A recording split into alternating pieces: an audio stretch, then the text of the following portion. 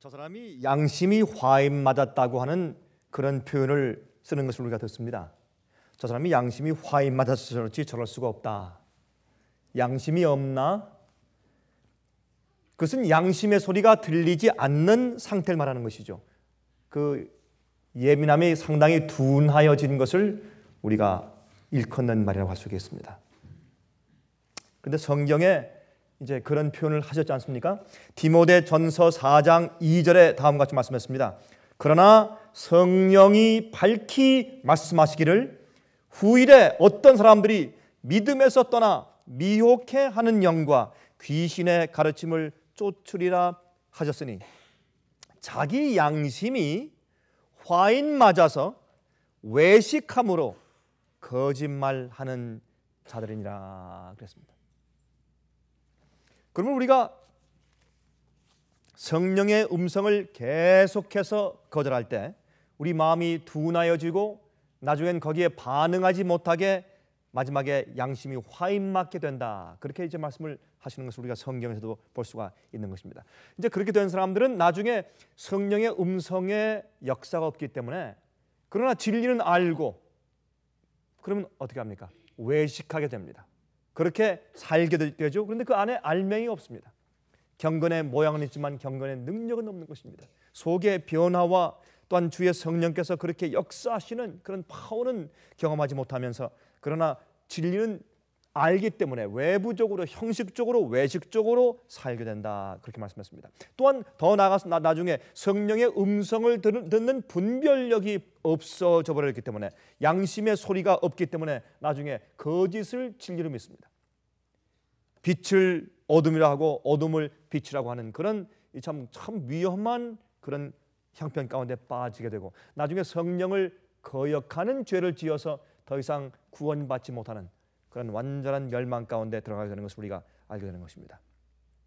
그런데 우리가 이 양심이 화인 맞았다 하는 문제에 대해서 이야기할 때 꼭 성령을 거절해서 이제 더 이상 은혜 시간이 없는 은혜 시간이 끝나버린 이제 멸망으로 인쳐져 버린 그런 상태만 생각할 것이 아니라 우리 마음이 둔하여져가는 그런 문제에 대해서 좀 생각을 좀 해봐야 할 것입니다. 참 이상해요. 여러분 신문을 볼 때 처음에는 누가 부모를 죽였다. 끔찍해서 상상도 못하고 생각도 못하고 잠이 안 와요. 그렇죠? 근데 그런 일이 한 번, 두 번, 세 번, 10번 생기면 누가 또 부모를 죽였대. 보험금 때문에. 그리고 금방 또 평상시로 돌아가면서 아무렇지도 않게 되는 것입니다. 그러한 것들이 바로 이 세상에서 마음이 둔해지는 것들입니다. 그러면 마귀는 압니다. 마귀는 사람들의 마음을 어떻게 움직이고 어떻게 작용을 하고 어떻게 마음속에 역사해야지 자기의 편으로 만들 수 있고 하나님의 음성, 성령의 음성을 듣지 못하게 할 수 있는지를 마귀는 아는 것입니다. 그래서 사람의 마음을 자극합니다. 익사이트하게 만들고 쾌락을 좋아하게 만들고 게임도 점점 격렬해지고 말도 격렬해지고 신문 기사도 격렬해지고 영화도 점점 격렬해지고 옛날에 말이죠. 옛날 우리가 어릴 때 영화들은 만약에 누가 도둑질을 했다, 누가 강도질을 했다, 누가 죽였다 그러면 그 사람은 반드시 붙들려서 법의 심판을 받습니다. 그것이 옛날 영화입니다. 요즘에는 강도나 살인자가 어떻게든지 잘 빠져서 도망가면 사람들이 박수를 치고 반드시 빠져나가는 것을 더 즐겁게 만들고 더 흥미있게 만드는 것이 요즘 영화입니다. 그렇죠? 옛날엔 말이죠. 옛날에 영화엔 피를 흘리는 장면이 안 생겼습니다. 나오지 않았습니다. 옛날에 처음에 영화를 만들 때. 요즘은 피를 흘리는 그런 영어로 이 고리 피를 흘리는 끔찍한 그런 장면들이 없으면 사람들이 가지 않습니다. 그만큼 사람들 마음이 둔해지고 양심이 마비되기 시작했습니다. 마귀는 음악을 통해서 처음에 빛이 조금 들어가다 나중에 좀 더 심하게 들어가다 나중에 더 빠르게 들어가면서 그 빛을 통해서 사람들 마음을 움직여야 더 흥분되고 더 쾌락을 느끼게 되어 있습니다. 감정이 더 고조되게 되어 있습니다. 마약을 하는 것처럼 마약을 할 때 조그만 양을 하다가 나중에 점점 양이 많아지는 것처럼 그래서 치사량까지 하면서 사람들이 지르는 것처럼 점점 마귀가 격렬하게 만들어 만들어서 사람들의 마음과 양심을 둔하게 하는 것을 우리가 아는 것입니다. 교회도 마찬가지입니다. 교회에서 잘못된 예배 방식과 여러분 격정적이고 감정적인 예배, 하나님 안에서 진리로 예배하는 것이 아니라 감정적으로 예배하게 하면 그 예배는 마약 중독이요. 진리 안에서 기뻐하고 진정한 구원의 도리 안에서 성령의 은혜와 감동으로 의로움을 경험하고 구원의 경험을 경험하는 것이 아니라 그들이 어떻게 해요? 주중에는 세상 사람들과 똑같이 살고 계명을 범하다가 그 죄의 짐을 가지고 교회에 와서 용서받는다고 해서 십자가라는 어떤 표상을 내걸고 거기에서 사람들의 마음을 흥분시키고 감정을 돋구는 그런 음악을 해주고 손뼉을 치게 만들고 흔들고 춤을 추게 만들고 그런 감정적인 설교를 해서 사람들 마음을 마치 자기가 구원 가운데 있는 것처럼 착각하게 만드는 그런 모든 것들은 전부 다 사실은 마약 중독인 것입니다. 똑같은 마약 중독입니다. 여러분 사실 사람들이 말이죠, 마약 중독은 꼭 이상한 그런 LSD 같은 그런 코케인 같은 마약을 먹어야지 되는 줄 알지만, 그러나 우리 인간의 이런 감정을 어떻게 조종하고 어떻게 자극해서 그런 하이 필링, 흥분 상태를 느끼게 하는 것인지. 다시 말해서 흥분 상태는 거짓이거든요. 우리가 카페인을 많이 먹으면 몸은 피곤한데 카페인 때문에 우리 머리에 두뇌는 기분 좋다, 피곤치 않다, 그렇게 가짜 감정을 느끼게 만들지 않습니까? 마찬가지입니다. 그러므로 거짓 평안을 갖게 하는 것도 어떤 의미에서 마약을 하는 것과 똑같은 결과를 낳는 것입니다. 그러므로 마귀는 어떻게 해요? 우리 마음과 양심을 점점 무디게 만들어서 성령의 음식을 듣지 못하게 해서 결국엔 화인 맞은 양심이 되게 하는 것입니다. 이 화인 맞는다 하는 말은 요새 젊은 사람들에게는 좀 익숙하지 않은 말이죠. 옛날 인두 같은 것으로 이 불로 지져서 그게 이제 지진 다음에 나중에 신경이 죽어버리니까 만져도 아무런 느낌이 없죠. 그것을 화인 맞았다고 말을 하지 않습니까?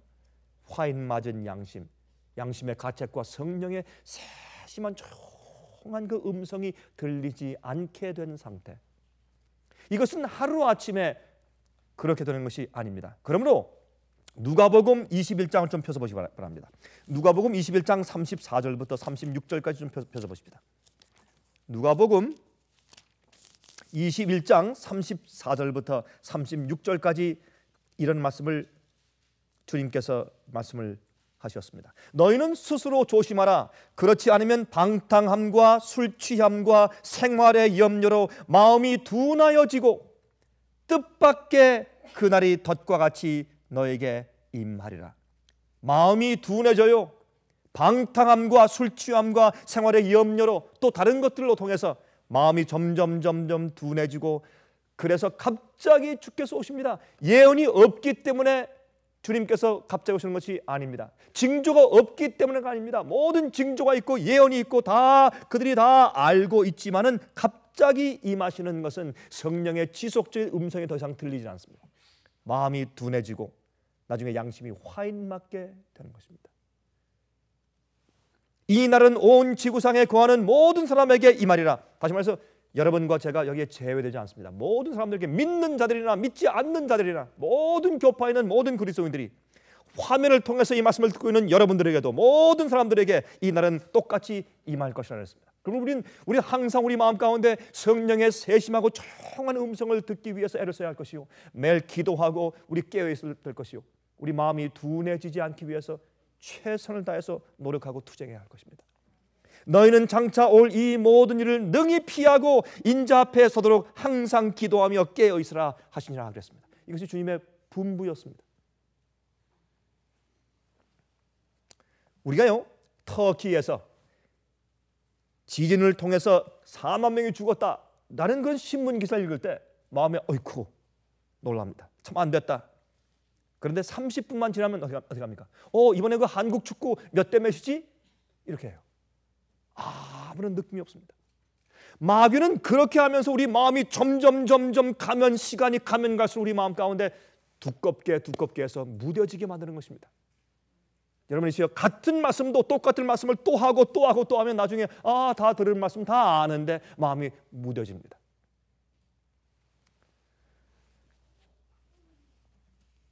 아시아 쓰나미로 20만 명이 죽었다. 전 세계가 놀랐습니다. 수백만 명의 집을 이뤘다. 참 마음 가운데 깊은 동정심을 가지고 살았습니다. 그런데 얼마 지나가자 아무런 일도 없었다는 듯이 사람들이 지내고 있습니다. 거기에 대해서 관심 있는 사람이 더 이상 없습니다. 있었는데 뭐. 자살 폭탄 테러 끔찍했죠. 자기를 터뜨리면서 남을 죽인다. 굉장히 참 우리 마음 가운데 참 섬찟하고 좀 끔찍한 그런 사건이었습니다. 그러나 이것이 너무 많으니까 수백 번씩 막 이제 진행됐으니까 이젠 그저 그 끔찍한 자살 폭탄 테러로 100명이 죽었다, 200명이 죽었다, 50명이 죽었다, 팔이 떨어지고 다리가 떨어져 나가고 엄청나게 끔찍한 그런 신문 기사에 끔찍한 사진을 보면서 우리가 점심을 샌드위치를 먹으면서 또 그랬구나, 맛있게 먹어요. 왜 그렇습니까? 마음이 둔해져 버렸습니다. 이것이 마귀의 작전입니다. 그래서 사실 우리가 신문을 볼 때도 우리가 조심스럽게 읽어야 합니다. 신문을 볼 때도 끔찍한 장면들을 자꾸 읽을 필요가 없습니다. 왜 그렇습니까? 아니 그렇다 하면 그만이지 왜 그걸 자세하게 읽습니까? 누가 강도질을 했다, 누가 어떻게 뭐 강간을 했다, 누가 은행을 털었다, 그걸 뭐 소설 읽듯이 자세하게 읽을 필요가 무엇이 있어요? 그리스도인들은 신문을 읽을 때에도 조심해야 합니다. 그런 우리 마음을 둔하게 만드는 것들은 조심해서 읽지 말아야 합니다. 그냥 큰 것만 보고 누가 강도를 했다, 또 그런 일 있었구나, 그렇게 하고 지나는 것이지 누가 언제 어디서 어떻게 털고 무슨 옷을 입고 무슨 복면을 쓰고 어떻게 했으며 몇 명을 죽이고 그걸 자세하게 끔찍하게 읽어볼 필요가 없어요. 그런 것들을 마음 가운데 둘 필요가 없습니다. 그런 것들은 점점 우리 마음을 무디게 만들고, 또한 TV 스크린에 있는 것들과 모든 음악들과 이런 것들이 격렬한 것들은 우리 마음을 점점 성령의 음성을 듣지 못하게 무뎌지게 만드는 것들입니다.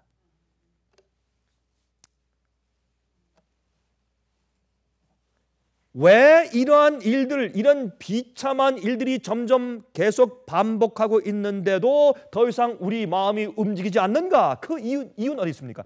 여러분, 이것은 우리가 신앙생활하는데 이해해야 할 굉장히 중요한 원칙입니다. 그 이유는 그러한 끔찍한 일들이, 그런 사건들이 너무나 자주 일어나고 있어서 그것들이 그저 평범한 일들이 되어버렸기 때문에 더 이상 우리 마음 가운데 감동이나 어떤 자극을 주지 않습니다.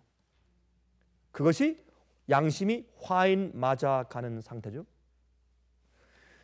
거지가 너무 많이 오니까 이젠 거지를 보고 우리 마음 가운데 동정심이 별로 일어나질 않습니다. 그저 차 타고 가다가 길거리에서 엑짓 나갈 때마다 나는 홈레스 피플입니다. 난 집 없는 사람입니다. 홈레스 피플, please, please. 이렇게 써 있는 사람들이 너무 많으니까 이제는 봐도 별 마음 가운데 동요가 없습니다. 이것은 상당히 간단한 일 같지만 이런 일들이 세상에 계속 비일비재하고 매일매일 일어나고 있기 때문에 우리가 정말 조심하고 깨어서 항상 기도하지 않으면 여러분과 저는 이 땅에 사는 것 때문에, 이 땅에 산다는 그 자체 때문에 우리 마음은 점점 무뎌지고 성령의 음성을 듣지 못하게 꼴지어져 가고 있을 수밖에 없습니다. 우리가 그리스도인이고 우리가 성경을 알고 진리를 안다고 할지라도 우리 마음은 그렇게 돼갈 수밖에 없는 세상에 살고 있단 말입니다. 조심하지 않으면, 가만히 우리가 아무 일 하지 않고 가만히 있어도 우리 마음은 무뎌져 가게 있도록 마귀가 이 세상을 그렇게 꼴지어 놓고 그렇게 설계해 놓았습니다.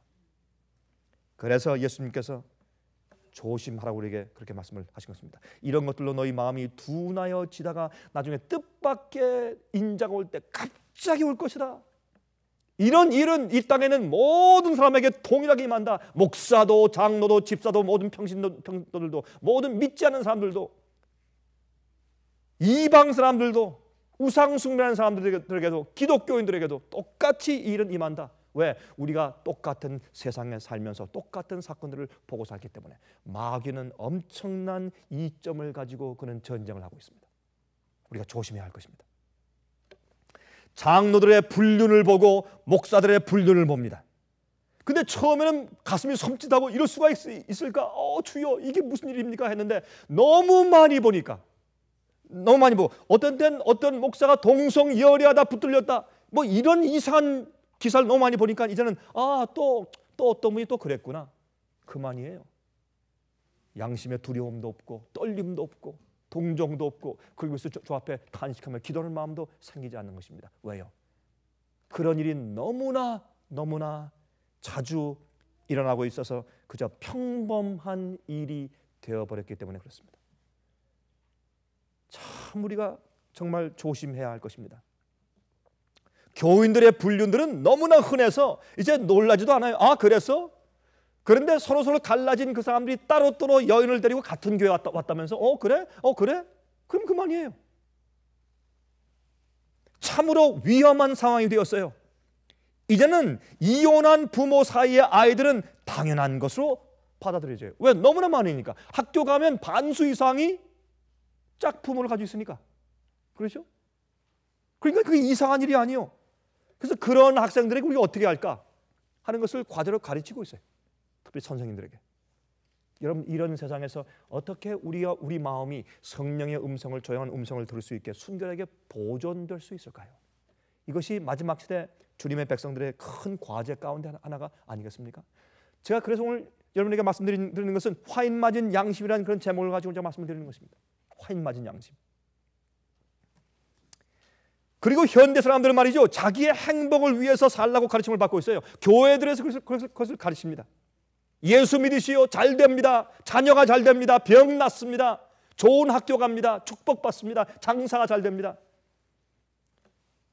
교인이 어떤 사업을 차리면 반드시 교인들과 목사님 와서 축복기도 해줘야 돼요. 그 사람들이 술을 팔든지 담배를 팔든지 무슨 나쁜 어떤 것을 연계되든지 그건 상관이 없어요.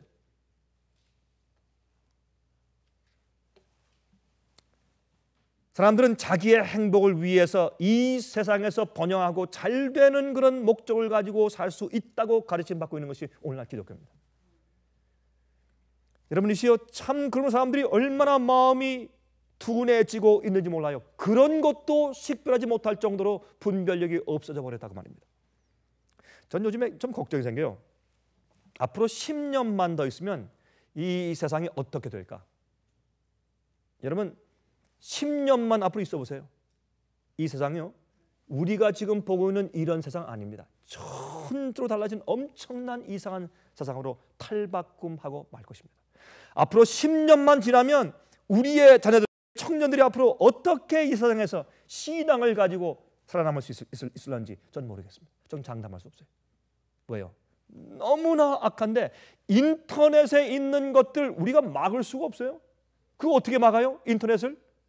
개인들에게 가정에 들어오는데 그걸 어떻게 막을 길이 없어요. 인터넷을 통해서 앞으로 우리의 자녀들과 청년들의 마음 가운데 이 정욕적인, 특히 이 섹스에 관한, 성에 관한 모든 이런 관념들은 완전히 땅에 떨어지게 악하게 부패하게 되어버릴 것입니다. 요즘에 모든 것이 그러니까 막을 수가 없어요. 앞으로 이제 청년들이 젊은 아이들, 어린 아이들이 자라면서 앞으로 10년 후에 어떠한 생각을 가지고 그들이 성도덕을 가지고 세상에서 살까? 여러분, 더 이상 그런 것들이 그들 마음 가운데 양심의 죄가 아니에요. 그게 이상한 게 아니에요. 우리가 어릴 때는 말이죠, 조그만 나체 사진만 봐도 깜짝 놀랐어요. 수치스럽고 부끄럽고 감추고. 이젠 그게 아주 대범해요. 요즘의 여성들은 어떻게든지 자기 몸을 더 노출시켜서 더 멋있고 섹시하게 보이려고 애쓰는 시대에 살고 있어요. 그것이 자랑이요. 요즘 말이죠, 플레이보이 매거진에 이런 나체로 사진 찍은 그런 여인들을 자기의 걸프렌드로 데리고 다니는 것이 자랑이요.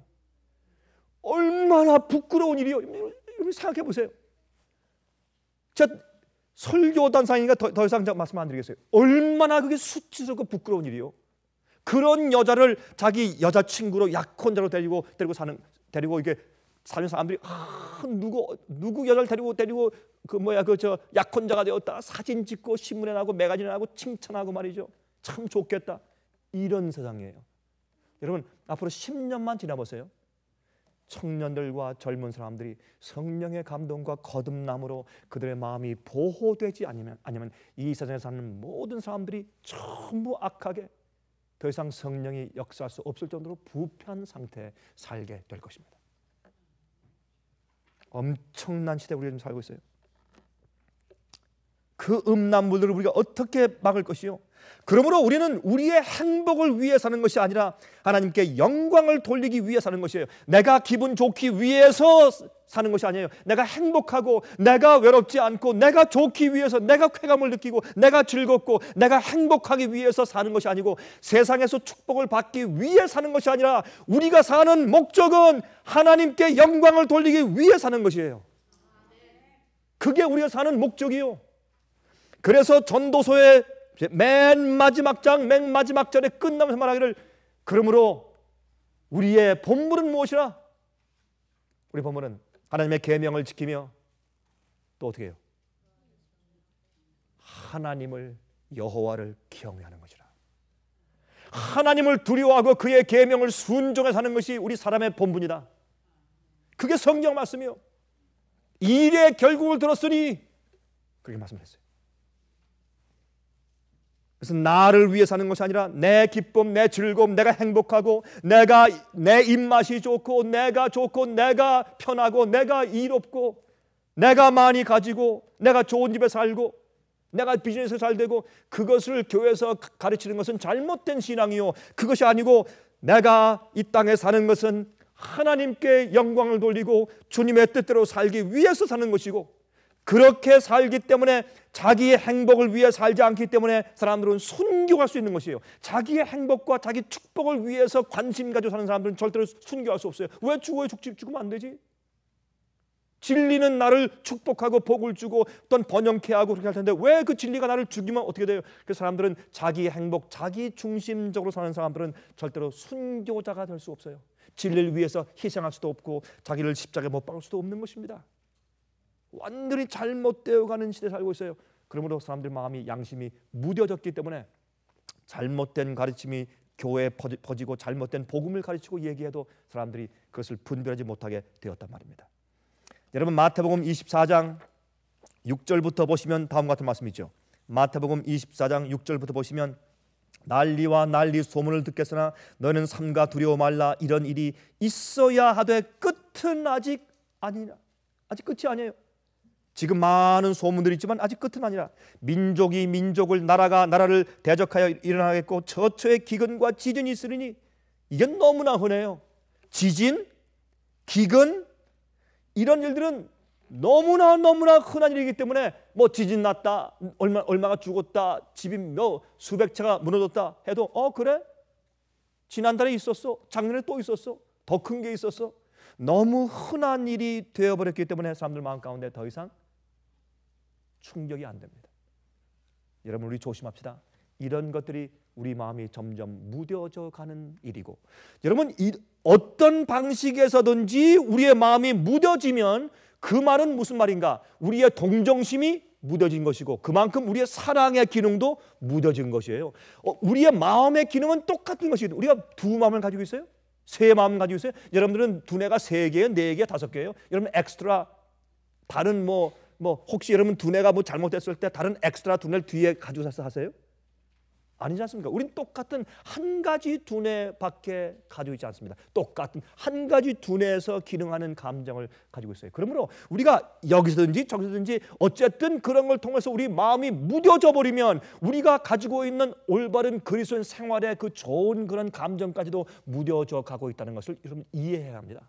왜? 기능은 같은 것이기 때문에. 그래서 옛날 사람들보다 우리는 훨씬 더 어려운 환경 가운데 살고 있어요. 세상이 그렇기 때문에. 그래서 사랑하라 하는 그 사랑도 옛날 사람들보다 우리가 더 그 사랑의 그 농도가 더 희석되어 있을 수가 있어요.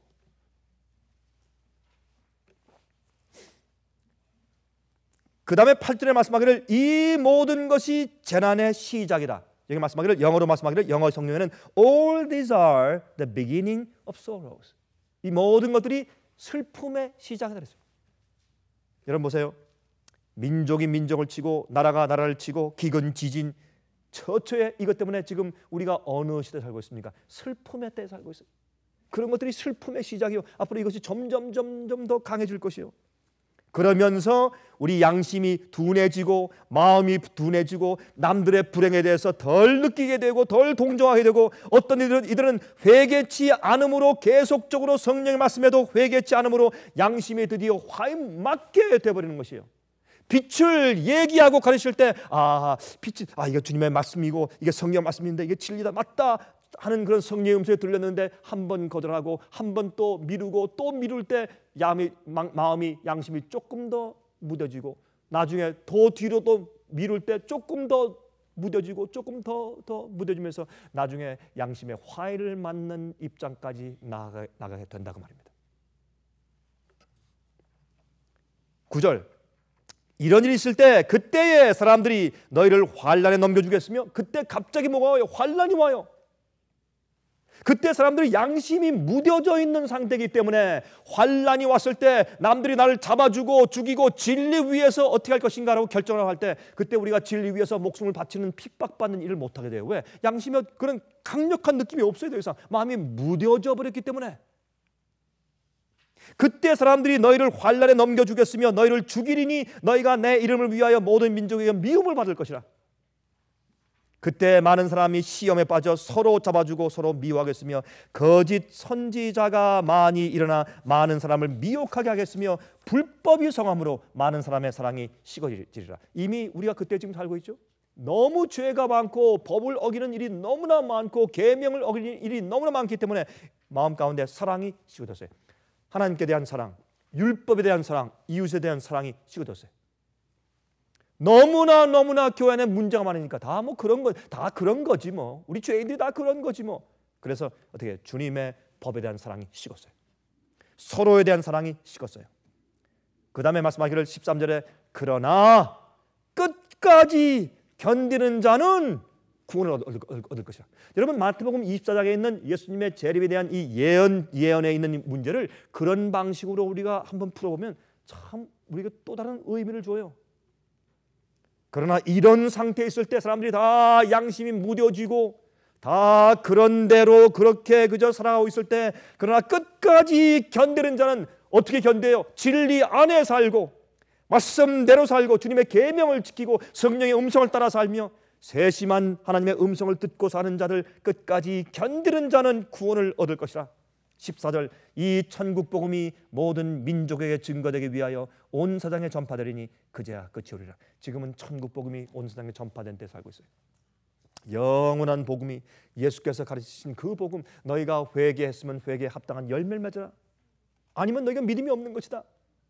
너희 정말 회개했느냐 하는 그런 천국 복음이, 영원한 복음이 온 세상에 전파되는 그 마지막 말씀을 하셨어요. 이것이 얼마나 정말 그 단계마다 참 우리에게 참 수긍케 하는 그런 말씀이냐 말입니다. 여러분, 이사야 6장의 배경을 좀 아시죠? 이사야 6장. 이사야 6장은 여러분, 이사야는 제사장이었습니다. 그런 제사장으로서 한 번은 자기 차례가 되어서 성소에 가서 이제 봉사하려고 들어가다가 무엇을 보았습니까? 하나님의 영광이 오는 것을 보았습니다.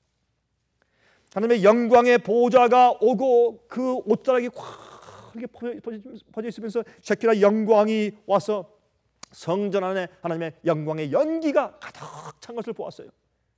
그가 엎드렸습니다. 그리고 화로다, 내가 망하게 되었다. 죄인이 하나님을 본 다음에 어떻게 해요? 자기의 깊은 죄됨을 느끼고 완전히 무너지는 경험을 했어요. 그렇죠? 그랬을 때 하나님께서 그에게 말씀하십니다. 내가 누구를 보내면 누가 우리를 위하여 갈고?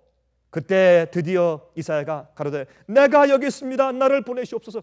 하나님을 올바로 본 다음에 우리가 우리 자신에게 느끼는 것이 얼마나 이게 외부적인가, 수박 겉핥기인가, 그걸 알았어요. 하나님을 만나고 본 다음에 내가 얼마나 깊은 죄인이며 이 나라가 얼마나 패역하고 깊은 죄인들이며 우리가 얼마나 주님을 멀리 떠나가 있는지에 대해서 알게 돼요. 그래서 지금까지는 교회에게 전파하고 얘기한 것이, 선지자지만 얘기한 것이 그저 형식적이었어요. 얘기해야 되니까.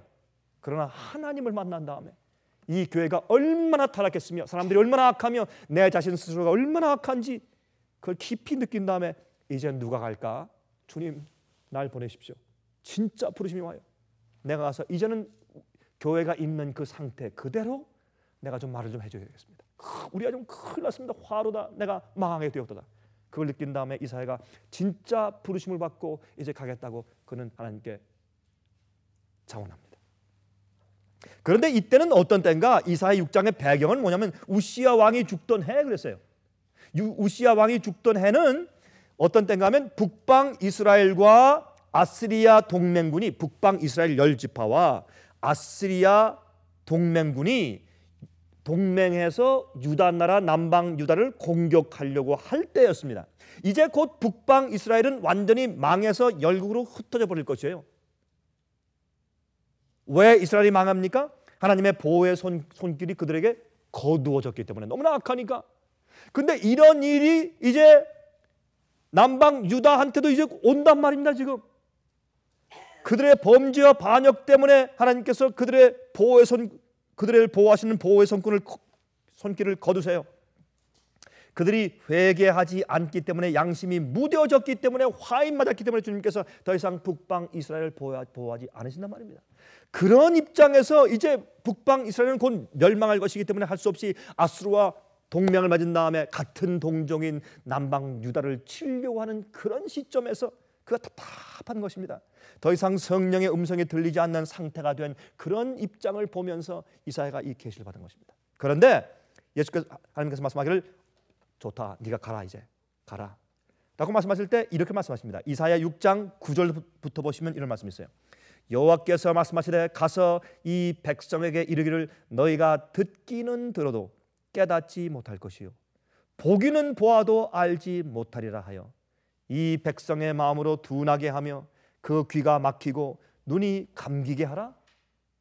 염려컨대 그들이 눈으로 보고 귀로 듣고 마음으로 깨닫고 다시 돌아와서 고침을 받을까 하노라. 이사야야, 내가 널 보낸다. 가서 내가 할 일은 무엇이다? 내 사명은 무엇이다? 가서 백성들의 마음을 둔하게 만들어라. 눈을 어둡게 만들고 귀가 있지만 듣지 못하게 만들어라. 혹시 그들이 눈을 뜨고 보고 잘 들을까 내가 걱정이 된다. 듣지 못하게 하라. 마음을 둔하게 만들어라. 이렇게 명령하세요. 이건 참 이상한 표현입니다. 그것은 우리가 알다시피 성령의 역사를 말하는 것입니다. 그 마음이 무뎌진 상태에서 회개하고 주 앞에 돌아와서 마음을 조용한 성령의 음성을 듣게 깨어 기도하지 않으면, 그 성령의 음성을 자꾸 주면 그 마음이 점점 더 무뎌지고 더 무뎌지고 더 무뎌져서 이젠 점점 더 안 보이고 점점 더 안 들리는 그런 상태가 될 것에 대해서 말씀하신 것이에요. 그것은 어떤 의미에서 그들 잘못이지만, 그러나 어떤 의미에서 뒤바꿔보면 하나님께서 성령으로 주의 종들을 보내서 그 말씀을 하기 때문에 결국엔 그 결과로 그들 마음이 점점 더 무뎌지는 것이 되어버렸기 때문에 어떤 의미에서 주님께서 하신 것이 돼요. 인간적으로 생각하면. 그래서 주님께서 이렇게 하신 것이라고 말씀하시지만 이건 주님의 잘못이 아니라 그렇게 마음이 무뎌진 그 영혼들 개인들의 잘못이지만, 그러나 빛을 보낼 때 거절하는 것은 어떤 의미에서 주님께서 보내신 빛 때문에 그렇게 되는 것이에요.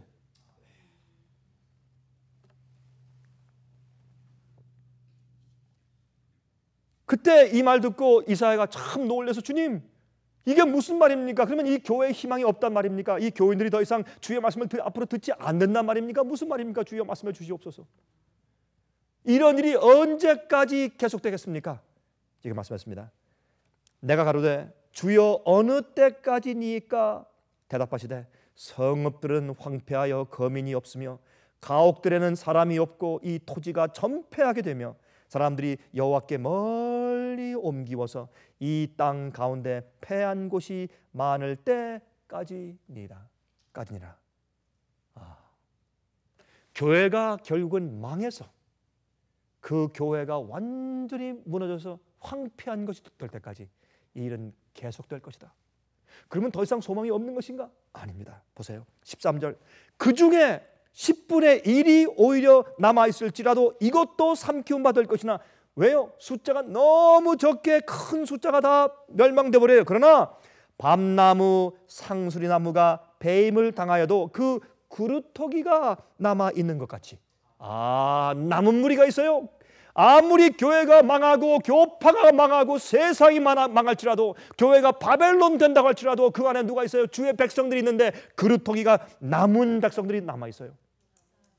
그루터기가 남아있는데 그렇게 남아있는 것 같이 거룩한 씨가 이 땅에 그루터기니라. 예수님을 통해서 다시 새싹이 나고 새 나무가 생기고, 그 나무가 시련을 통과하고 핍박을 통과해서 또 많이 잘려 없어질 것이나, 그러나 여자의 남은 무리가 또 남을 것을 요한계시록은 예언했단 말입니다.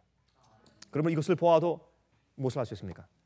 주님께서 역사하실 때 옛날 그 시대에도 그랬던 것처럼, 옛날 이사야 때 그랬고 예수님 당시 때 그랬고 지금도 마찬가지입니다. 주님의 성령의 음성이 계속 들릴 때 사람들의 마음은 점점 더 둔해집니다. 왜? 진리를 거절하니까, 빛을 거절하니까.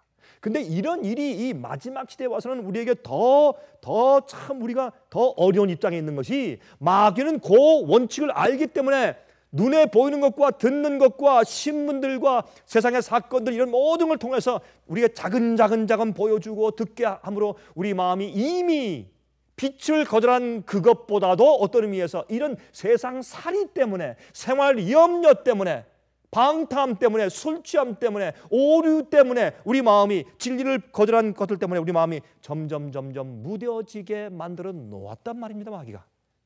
이게 이슈예요. 이게 문제입니다. 그래서 우리가 어떤 빛을 거절하는 그 일이 있기 전에도 세상에 있는 사건들 때문에 우리 마음이 점점 무뎌져가고 있는 세상에 살고 있습니다. 그러므로 우리는 얼마나 깨어서 기도해야 될까요? 우리 마음을 살피고 양심을 살펴야 될까요? 어떤 때는요, 양심의 소리가 조용히 들리는데, 조용히 들릴 때 그때 얼른 반응을 해야지, 안 하고 조금 미루지 않습니까? 그러면 그 다음에 올 때 양심 그 소리가 조금 적어요. 미루죠? 세 번째 조금 더 적어요. 나중엔 안 들려요. 나중엔 어떻게 해요? 자기 스스로 합리화시켜요. 아, 난 이렇게 하는 것이, 이것이 옳을 거야. 성경적으로 그게 맞다. 나중엔 어떻게 돼요? 이게 성경적이다 돼버려요. 처음에는 어떻게 시작해요? 꼭 이렇게 할 필요가 있느냐? 주님 봐주십시오. 아, 내가 다음에하죠. 그렇게 시작했는데 나중에는 그런데 다르게 생각할 수도 있다. 꼭 그것이 그럴 필요는 없다. 그것이 극단일 수도 있지. 조금 더 나가다 나중엔 어떻게 해요? 내 생각이 더 옳다. 보니까 그게 성경적이네. 맞다. 나중에 이것이 진리다. 이렇게 돼요. 서서히.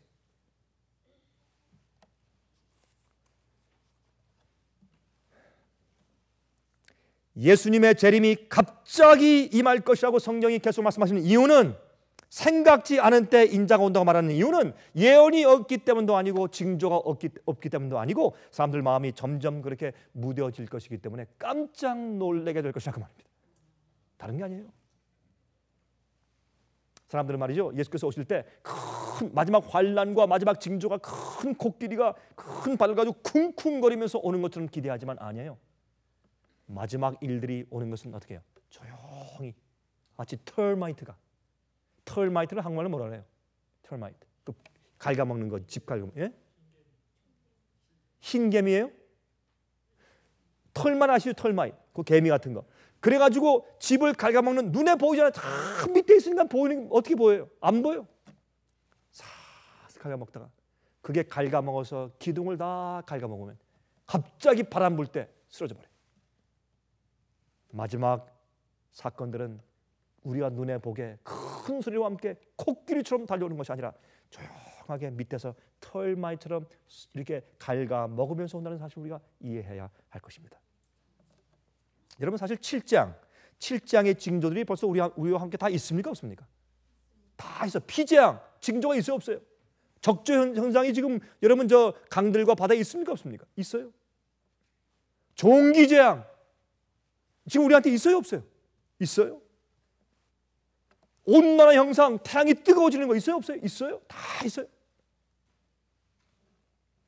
그래도 사람들이 성경 말씀 무시해요. 7장을 무시해요. 교인들이 감각이 무뎌져서 이젠 놀라지 않는 시대에 살고 있어요. 제가 여기서 가만히 보면 이제는 무슨 말을 해도 사람들이 그래요? 이렇게. 무슨 예언을 얘기하고 무슨 사건의 성취를 얘기해도 이제 사람들이 마음 가운데 충격을 안 받아. 더 이상 사람들이 그만 이제 옛날에 말이죠. 이러고 여보 이거 준비해야 돼. 이러던 사람들이 이제는 가만히 눈만 끔뻑끔뻑하고 글쎄요 목사님 그래서요. So what? 눈만 끔뻑끔뻑 꼭 두꺼비야 두꺼비. 어떤 데 보면 여러분 안 그런 거 같죠? 꼭 그래요. 여러분 보세요. 그런가 안 그런가? 눈만 끔뻑끔뻑하고 있어요. 아무 움직임이 없어. 제 마음 가운데 아이고 오늘도 내가 또 두꺼비를 보는구나. 그런 느낌을 제가 느낀 때가 한두 번이 아니에요. 정말 제 마음 가운데. 이게 왜 그런가? 이게 바로 그런 세상에 우리가 살고 있기 때문에 그런 영향 가운데 살고 있기 때문에 우리 마음과 양심이 그렇게 되어버렸어요. 성경 예언을 살피는 마음보다 신문을 딱 펼치면 뭐 주식이 얼마나 올라갔대, 얼마 벌었다 내가 지금, 또 무슨 일이 생겼대, 무슨 영화 배우, 무슨 축구 선수, 무슨 농구 선수 이런 것만 눈에 띄어요. 세상의 전쟁, 투표, 선거 이런 것만 눈에 띄어요. 그러면서 그 뒤에 얽혀져 있는 성경 예언의 깊이 있는 말씀들이 눈에 보이지 않게 되었어요. 그것이 마귀의 작전이요. 마음이 무뎌지고 나중에 그것이 양심이 화인맞게 된다고 성경은 말씀하고 있습니다. 그렇게 되기 때문에 사람들이 어떻게 한다? 성경을 알기 때문에 그렇게 살진 않을 수 없고, 그러므로 그들이 어떻게 산다? 외식하는 자들이 되었다. 그렇게 말하는 것입니다.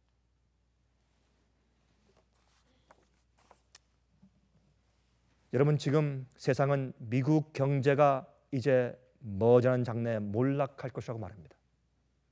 미국 경제는 내려갑니다. 지금 달러의 가격은 점점 내려갑니다. 중국의 경제가 올라갑니다. 요즘에 유럽의 유로화가 처음에 시작은 안 그랬지만 점점 강세에 올라가서 요즘엔 달러가 유로화의 가치를 따라잡을 수가 없습니다. 그래서 많은 나라가 이제는 특별히 그 산유국들이 이제는 무역할 때, 특별히 오일을 팔 때, 기름을 팔면 그 값으로 달러로 주지 말고 유로화로 주시오 하는 그런 일이 생겼어요. 특별히 이제는 이라크 사담 후세인이 그의 선봉장이었어요. 이제부터 우리 이라크에 오일 사는 사람들은 전부 다 그 돈을 갖다 달러로 주지 마시오, 유로화로 주시오. 그것 때문에 미국이 이라크를 친 이유 가운데 하나였을 것입니다. 그것은 제 얘기가 아니라 미국에 있는 어떤 정치 평론가들이 한 얘기를 제가 읽었습니다. 제가 그걸 읽으면서 상당히 가능성 있는 얘기다 그렇게 생각을 했습니다. 이럴 때에 유럽의 신성 로마 제국이 재현됩니다. 그 앞에 나선 사람은 교황입니다. 그러나 무력이 있어서, 무력의 정치력과 무력과 경찰력이 있어서 이 세상에서 가장 큰 슈퍼파워는 아직도 미국입니다. 그래서 마지막에 짐승의 표를 강요하고 사고 팔게 하지 못하는 그 일을 하는 앞장선 이 폴리스 파워, 경찰력은 누가 하는가? 미국이 한다고 성경에 되어 있습니다. 그러나 이런 모든 일은 사실은 어떻게 해요?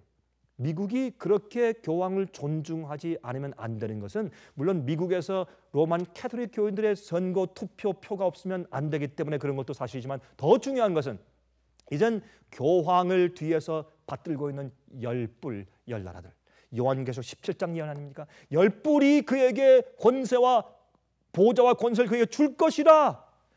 짧은 기간 동안 그들이 한 마음이 되어서 세상을 다스리는 것입니다. 이런 일이 오는 것입니다. 그런 프레셔 때문에 미국이 협력하고 교황을 세우지 않을 수가 없는 것입니다. 이런 일들은 많은 그리스도인들이 너무 세상 일에 빠지고 관심이 다른 데가 있고, 특별히 그런 일들로 작은 마음이 무뎌져 온지라 그런 것이 눈에 보이지 않는 때 살고 있다고 제가 말씀을 드리는 것입니다. 여러분들이시여, 그러므로 성경은 예수께서 갑자기 임하신다고 말씀하고 있습니다. 여러분과 저의 세계 가운데는 항상 깨어서 기도하는 애씀이 우리에게 있고 주님과 씨름함이 있기 때문에 우리에게는 주님께서 갑자기 오시는 일이 생기지 않게 되기를 제가 간절하게 기도합니다. 하늘에 계신 우리 아버지시여, 오늘도 기록된 주의 말씀을 받았습니다. 주여, 저희를 긍휼하게 여기심으로 저희 마음은 무뎌지지 않게 도와주시길 기도합니다. 세상의 사건들을 보면서 이 세상에 살기 때문에 자연히 우리 마음과 양심이 마모되고 무뎌지지 않게 하셔서 깨어 기도하게 하시고 세상의 징조를 보게 하시며 주님 속히 오시는 발자국 소리를 듣게 하시며 우리 마음이 하늘에 가 있게 해주시길 기도합니다. 우리를 위해 사는 것이 아니라 하나님의 영광을 위해 사는 것임을 매일 깨닫게 하시옵소서. 주여, 우리에게 참으로 세심하고 예민한 영적인 양심을 허락하셔서 주님의 조용한 음성을 듣게 하시기를 예수 그리스도의 귀하신 이름으로 간절하게 기도드리옵나이다. 아멘.